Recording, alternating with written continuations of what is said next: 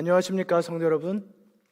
지난 한 주간도 우리를 인도하시고 돌보신 하나님의 은혜에 진심으로 감사와 영광을 돌려드립니다. 날씨가 많이 뜨거워졌습니다. 그러시죠? 날씨가 많이 더워지면 무슨 생각을 하십니까? 덥다, 힘들다, 여긴 로마린다구나, 이런 생각을 하십니까?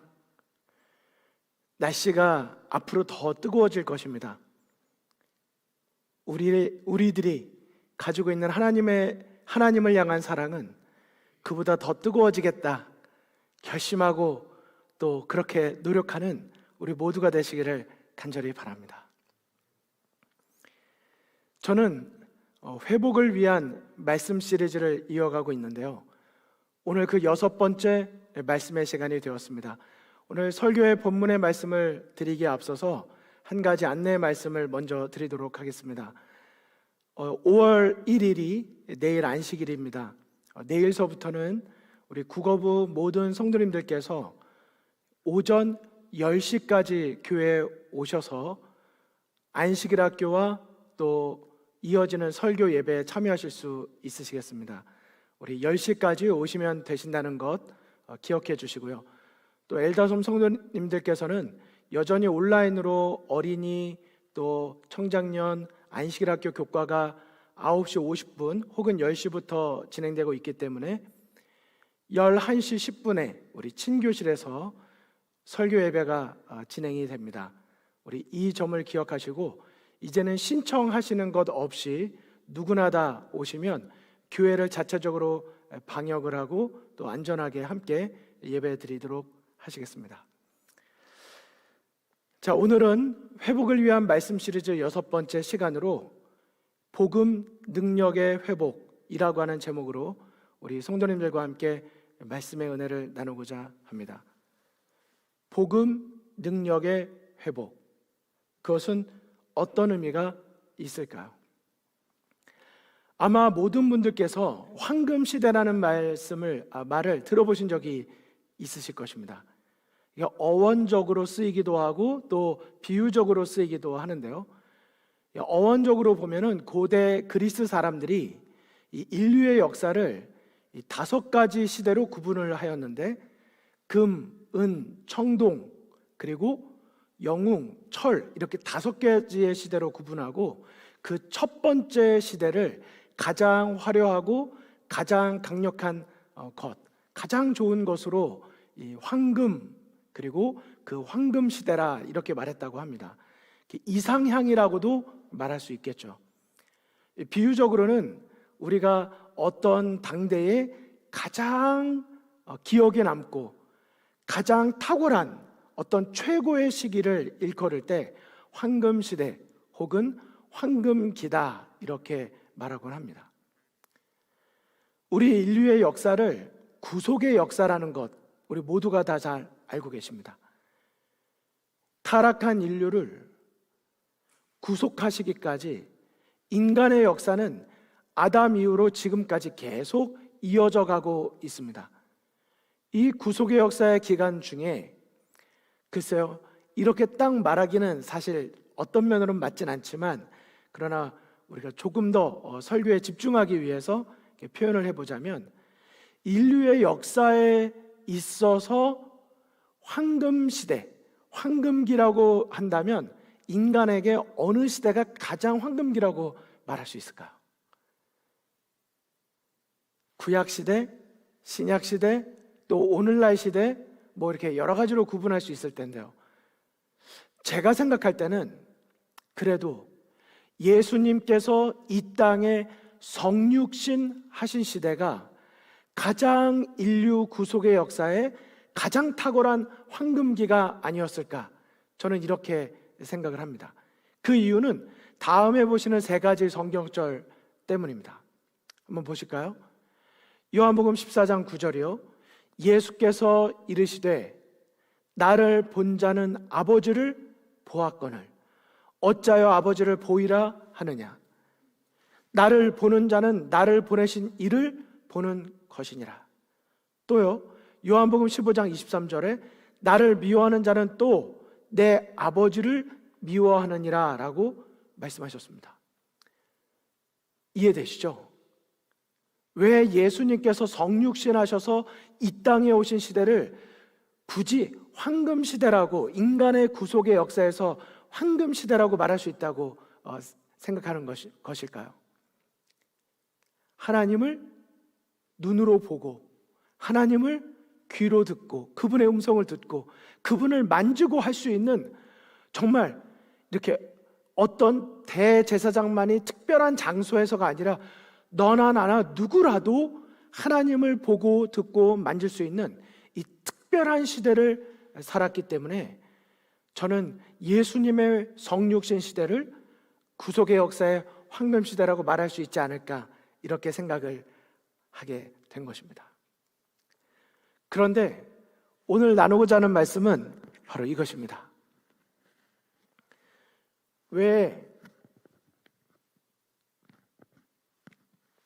죄송합니다. 이게 뭐가 떨어진 것 같습니다. 예수님께서 아무리 이 땅에 성육신하셔서 오신 시대라 할지라도 그렇다고 모든 사람이 자신의 구원을 이룬 것은 아니라는 사실입니다. 그 황금시대, 하나님을 눈으로 보고 귀로 듣고 손으로 만질 수 있는 이 놀라운 황금시대를 살았던 사람들이라 할지라도 모두가 동일한 구원의 특권을 누린 것은 아니었다. 여러분, 사실 그렇습니까? 그 중에서는 여전히 하나님을 만나지 못하고, 하나님을 보지 못하고, 하나님을 듣지 못한 사람들이 있었다고 하는 사실인 것입니다. 언제나 그렇죠. 하나님께서 기회는 동일하게 주시지만 그것이 나의 것이 되는 데 있어서는 모두가 동일하진 않다고 하는 사실인 것입니다. 그렇다면 구원의 특권을 누린 사람과 구원의 특권을 놓친 사람의 차이는 무엇이었을까요? 여러분, 어떻게 생각하십니까? 예수님을 이 땅에서 성육신하여 오셔서 하나님을 볼 수 있었던 그 놀라운 황금기의 시대를 살았던 사람임에도 불구하고 왜 어떤 사람은 놓칠 수밖에 없었을까? 그 특권을, 그토록 갈망하던 메시아를 눈앞에서 놓친 그 사람의 이유는 무엇이었을까? 저는 그 답이 바로 복음 적용의 차이라고 확신합니다. 무슨 차이라고요? 복음 적용의 차이가 그 차이를 만들어낸 것입니다. 여러분, 여기 1 빼기 1은 한번 대답해 주실까요? 너무 간단하지만 1 빼기 1은 0입니다. 1 더하기 1은요 2입니다. 너무 명확하죠? 이것을 누구도 의심하거나 이것을 가리켜 누구도 뭐라고 하지 않습니다. 망설임 없이 이것은 공식인 것이죠. 자, 그렇다면 이 다음에 보시는 공식에 대한 답은 무엇이라고 생각하십니까? 정보 빼기 적용, Information minus Application. 답은 무엇입니까? 정보가 있는데 그 정보를 적용하지 않았습니다. 그러면 그것은 무엇일까요? 예, 그것은요 그냥 정보인 것입니다.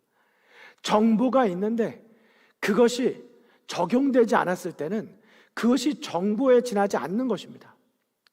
자, 그러면요 이것은 어떨까요? 정보가 있는데요 거기에 적용이 더해졌습니다. 그러면 이 공식에 나오는 답은 무엇일까요? 여러분, 무엇이 답이라고 생각하십니까? 정보가 있는데 그것을 적용했습니다. 그 답은 트랜스포메이션, 변화입니다. 물론 이 정보가 무엇이냐에 따라 그것이 달라질 수 있겠지만 어떤 정보가 있을 때, 교육을 한다든지 도덕 시간이라든지 어떤 정보가 있을 때 그것을 내 삶 속에서 실천하고 적용하는 노력, 그것이 있을 때 비로소 그것이 그 사람을 성장시키기도 하고 성숙시키기도 하고, 또 그것이 복음이라면, 복음의 정보가 들어와서 그 복음이 내 삶 속에서 적용될 수 있다면 그것은 성장과 성숙을 넘어서서 무엇이 되는 것입니까? 성화가 되는 것입니다. 예수님을 닮아가는 그리스도인의 삶을 보여주게 되는 것이죠. 그래서 복음의 정보를 소유한 사람들이 있는가 하면 복음의 능력을 경험한 사람들이 있다는 점을 우리는 기억해야 할 것입니다.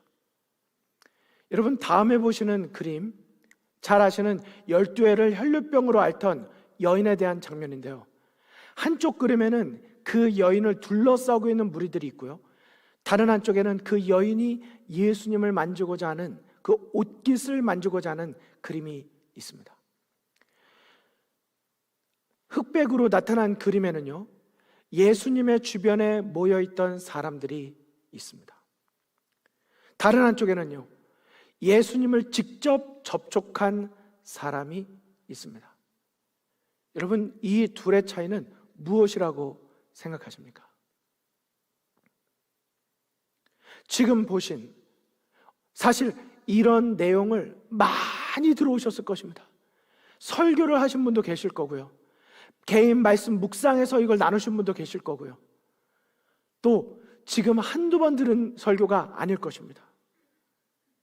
하지만 오늘 말씀을 다시 새 마음으로 들어보시기 바랍니다. 예수님 주변에 있던 사람과 예수님을 만난 그 접촉한 여인의 진짜 차이는 무엇이었을까? 여러분, 예수님의 주변에 머물렀던 사람들이 예수님을 접촉했을까요? 안 했을까요? 성경이 이미 다 아시지 않습니까? 접촉했습니까? 안 했습니까? 예수님 주변에 있던 사람들이 예수님을 접촉했습니다. 자, 그 내용을 여기 누가복음 8장 45절의 말씀을 보시겠는데요, 공동번역 성경으로 가져왔습니다. 예수께서 누가 내 옷에 손을 대었느냐 하고 물으셨으나 모두 모른다고 하였다.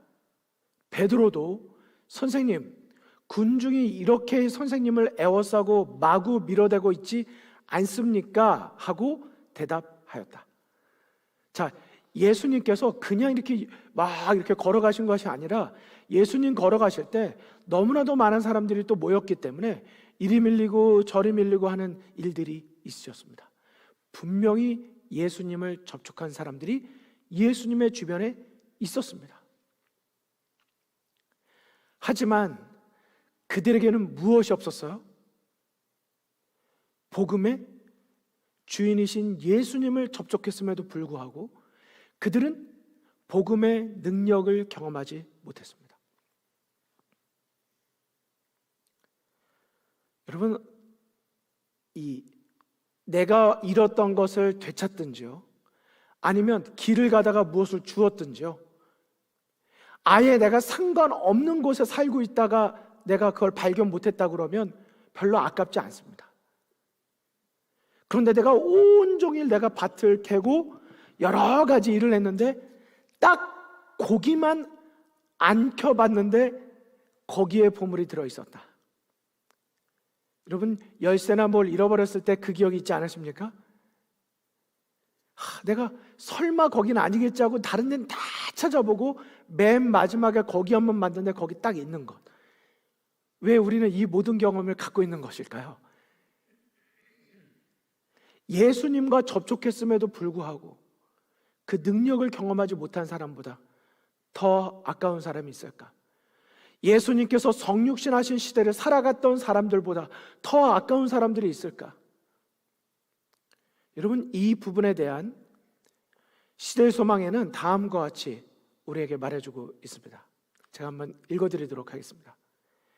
이에 예수께서는 내게 손을 댄 자가 있도다. 이는 내게서 능력이 당한 줄 알미로다 라고 말씀하셨다.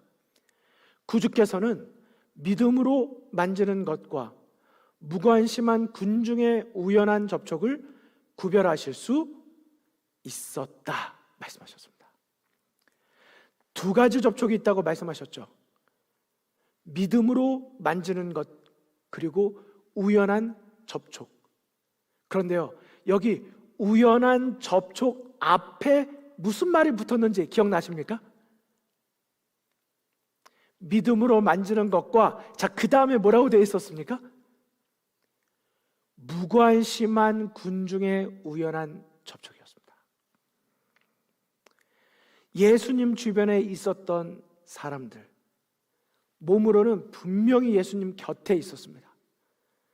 하지만 그들의 관심사는 다른 곳에 있었습니다. 관심사, 자신의 마음입니다. 예수님 곁에 있었으나 그들의 마음은 빼앗겼습니다. 글쎄요, 어떤 각 사람들마다 빼앗긴 이유는 달랐을지 모르지만 분명히 그들은 마음이, 그들의 관심이 예수 그리스도의 복음에 있지 않았습니다. 하지만 예수님과 직접 접촉한 여인, 그 혈루병 앓던 여인에 대한 성경 말씀, 그리고 영감의 글의 말씀을 보실까요? 누가복음 8장 44절입니다. 예수의 뒤로 와서 그 옷가에 손을 대니 혈루증이 즉시 뭐 했습니까? 그쳤더라. 여러분, 여기 그쳤더라라는 이런 말씀을 보실 때 이 말씀이 그쳤더라로만 보이시면 안 됩니다. 혈루병이 그쳤더라, 이 말은 어떻게 읽혀주셔야 됩니까? 그 옷가에 손을 대니 혈루증이 즉시 복음의 능력을 직접 경험하였더라. 복음의 능력이 그녀를 사로잡았더라, 이것입니다. 나도 기적을 경험했어.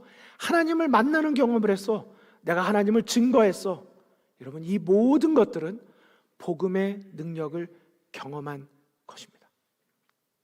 결국 우리 속에 복음이신 예수 그리스도께서 계실 때 일어나는 마땅한, 그리고 당연한 열매요 결과인 것입니다.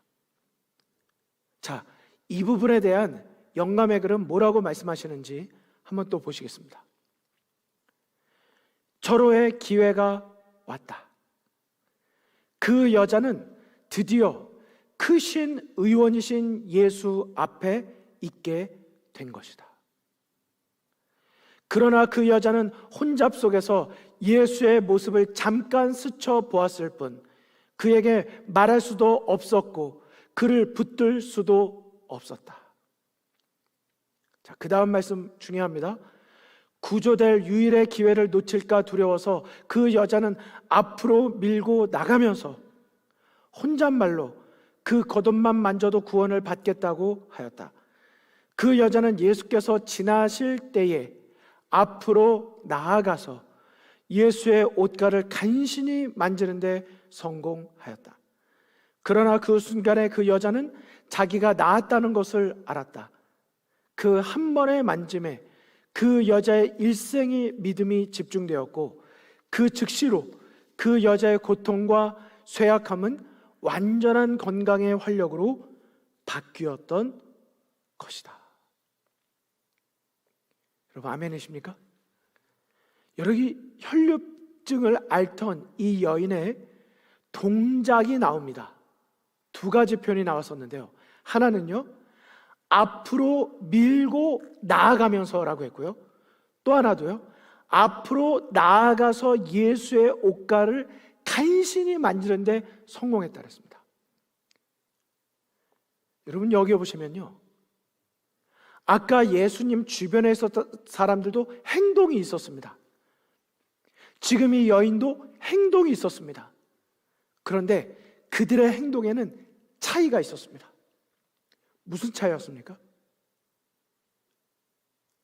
앞에 있었던 사람들, 예수님 주변에 있었던 사람들은요, 행동이 있었지만 그것이 그들의 마음속 깊은 곳에서 예수님을 향한 자신들의 믿음의 고백으로 나온 행동이 아니었습니다. 그들은 여러 가지 행동을 했고 예수님과 접촉도 있었지만 그들에게 있어서는 또 다른 별개의 관심사가 있었습니다. 하지만 이 여인은 어떠하였습니까? 그의 행동에 분명한 이유와 근거가 있었습니다. 예수님을 향한 갈급함이 있었고요. 예수님을 향한 믿음이 있었습니다. 그가 했던 행동은요, 무관심해서 어쩌다가 반복적으로 습관적으로 나온 행동이 아니었고요. 그녀의 행동은 그녀의 믿음의 간증이요 고백이었습니다. 복음의 능력이 그 믿음에 반응해서 일어난 것이지, 복음의 능력이 아무런 이유 없이 그녀의 반복적이고 습관적인 어떤 행위나 행동에 의한 결과가 아니었다고 하는 사실인 것입니다. 다시 이렇게 정리할 수 있겠습니다. 예수님의 성육신 시대에 두 무리가 있었습니다. 한 무리는요, 예수님의 복음을 경험하지 못했고요. 또 한 무리는요, 예수님의 복음을 경험하였습니다. 예수님의 능력을 직접 체험하는 구원을 경험하였습니다. 이 둘의 차이는 무슨 차이였습니까? 이유는 무엇이었습니까? 복음을 정보로만 듣고 습관적으로 행동해서 나온 무관심한 행동이었는가? 아니면 그 복음을 정보로 들었지만은 그 정보를 듣고 내 믿음으로 생각하고 고민하고 갈고 닦고 연단해서 그것을 내 삶에 적용하는데 성공했는가? 결국 이 여인이 앞으로 밀고 나아가면서 예수님의 옷깃을 향하여 손을 내민 것은 철저히 예수님에 대한 복음의 정보에 대하여 자신의 삶에 적용한 결과였다고 하는 사실인 것입니다. 우리는 여기서 한 가지 공식을 발견할 수 있습니다. 우리 구원의 문제는요, 분명히 복음의 능력을 경험하는가 그렇지 않는가에 달려있음을 기억해야 할 것입니다. 여러분, 복음을 얼마나 많이 알고 있는가, 복음에 대한 정보에 대한 지식이 얼마나 많은가가 아닙니다. 구원의 문제는요, 복음을 얼마나 많이 아는가가 아니라 복음을 얼마나 적용했는가에 의하여 판단되어진다고 하는 사실인 것입니다. 사랑하는 성도 여러분, 지난 일주일의 삶을 돌아보셨으면 좋겠습니다. 오늘 하루의 삶을 돌아보시면 좋겠습니다. 오늘 이 시간에 하나님 앞에 예배드리기 위하여 나와 있는 내 마음속 동기가, 내가 주님을 위하여 섬기고 있는 이 봉사의 동기가 하나님을 향한 예수 그리스도의 십자가의 은혜에 대한 내 믿음의 고백이요 간증이요 거기에서부터 나온 동기에 의한 것인지 그렇지 않은 것인지 우리는 이 시간 하나님 앞에 정직하고 솔직하게 서게 되시기를 간절히 바랍니다. 여러분, 이런 설교나 이런 질문이나 이런 내용 앞에 서는 일이 참 힘듭니다. 그런데요, 이런 내용이 힘들다고 해서 이걸 피해버리면은요, 우리는 골마버린 상처를 계속 묻어두고 있다가 점점 더 그 골마져가는 것이 커져가는 것을 영적으로 경험하게 됩니다.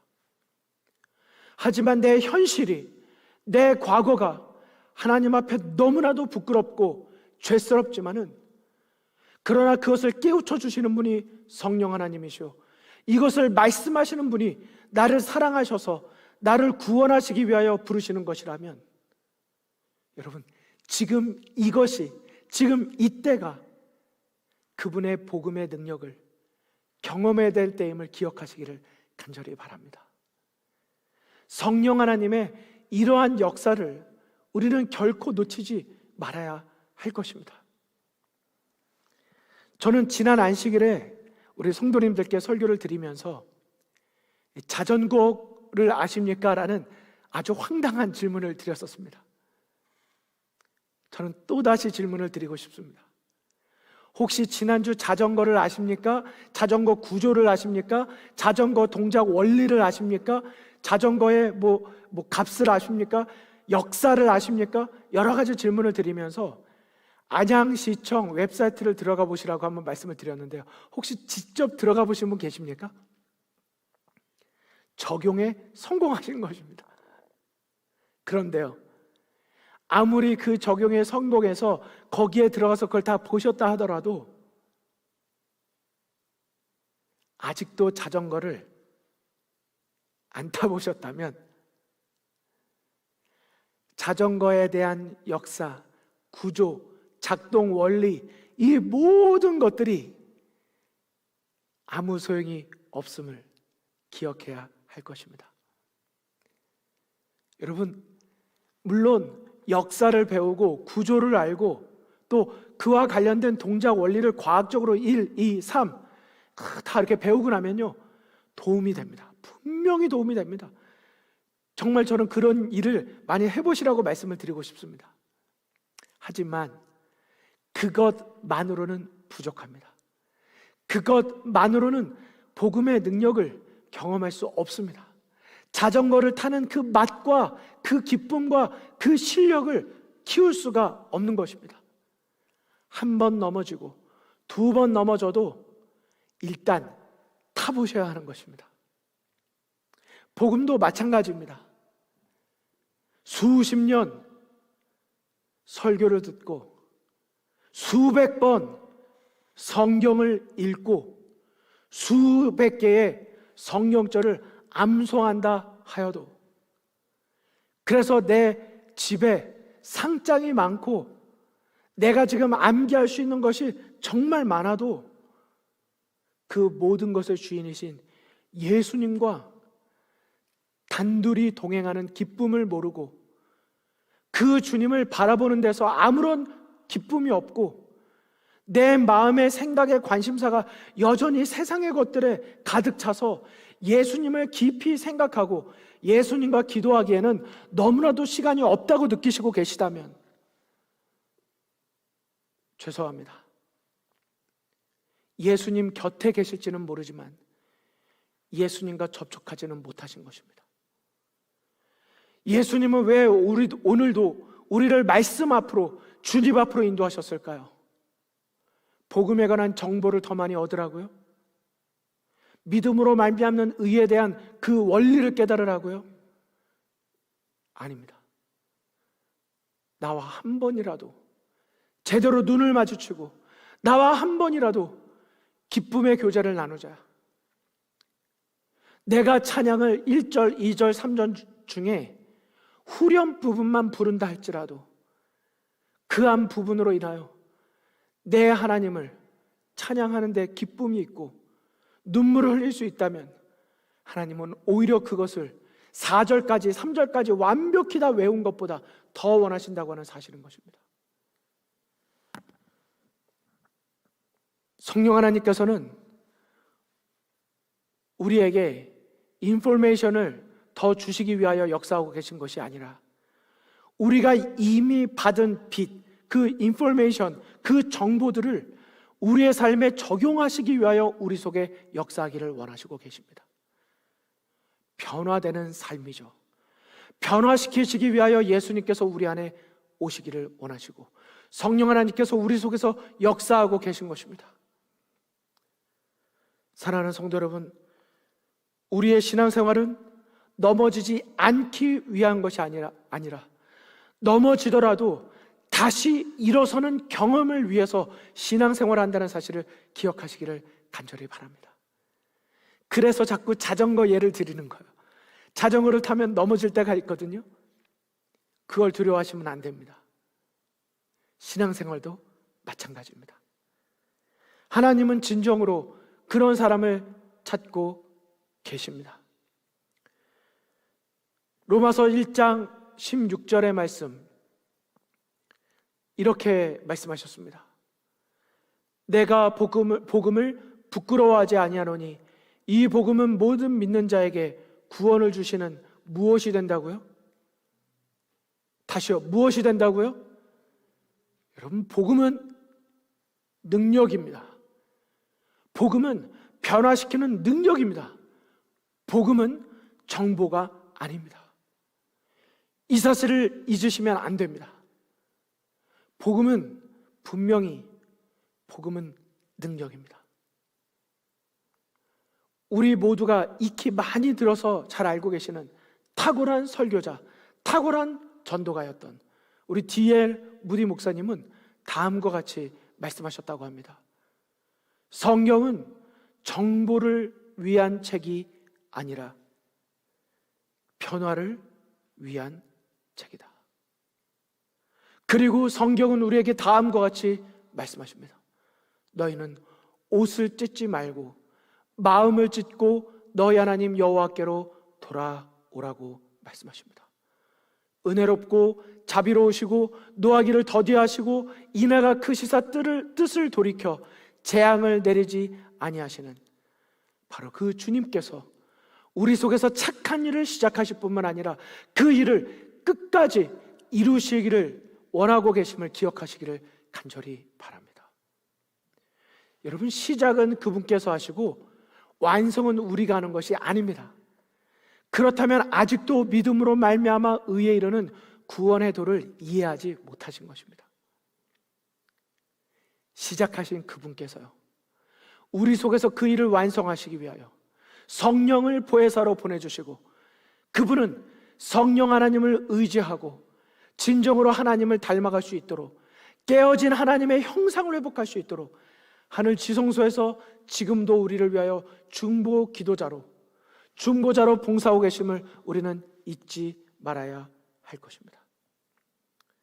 저는 이 시간 우리 모든 성도님들께 하나님께서 진정한 우리 마음속에 갈급함을 주시기를 간절히 소망합니다. 여러분, 여기 그림에 보시는 두 사람의 차이는 무엇일까요? 대제사장과 예수님 곁에 있었던 사람들은 그들도 갈급함을 가지고 있었지만 그들은 자신을 향한 갈급함을 가지고 있었습니다. 하지만 혈류병을 앓던 여인은 하나님을 향한 갈급함을 가지고 있었습니다. 그것이 복음의 능력을 경험하게 한 결정적인 차이가 된 것입니다. 여러분, 여기 그림에 보시는 인물들, 38년 된 안진뱅이나 백부장이나 또 가늠하다 현장에서 붙잡힌 여인이나 뽕나무 위에 올라간 삭개오나 사마리아 우물가에서 예수님을 만난 그 여인이나, 이 모든 사람들의 공통점은 무엇이었습니까? 그들은 모두가 하나님을 향한 갈급함을 그들의 마음속에 간절히 간직하고 있는 사람이었다고 하는 사실인 것입니다. 성도 여러분, 저는 오늘 이 안식일을 맞이하는 또 5월의 첫 주를 시작하는 이 즈음에 다시 한번 우리 모든 성도님들에게 말씀을 드리고 싶습니다. 우리는 복음이신 예수님을 만나고 있습니까? 우리는 진정으로 복음이신 예수님과 교제하기를 기뻐하고 있습니까? 우리는 복음의 정보를, 복음의 지식을 얻는 데 만족한 그리스도인입니까?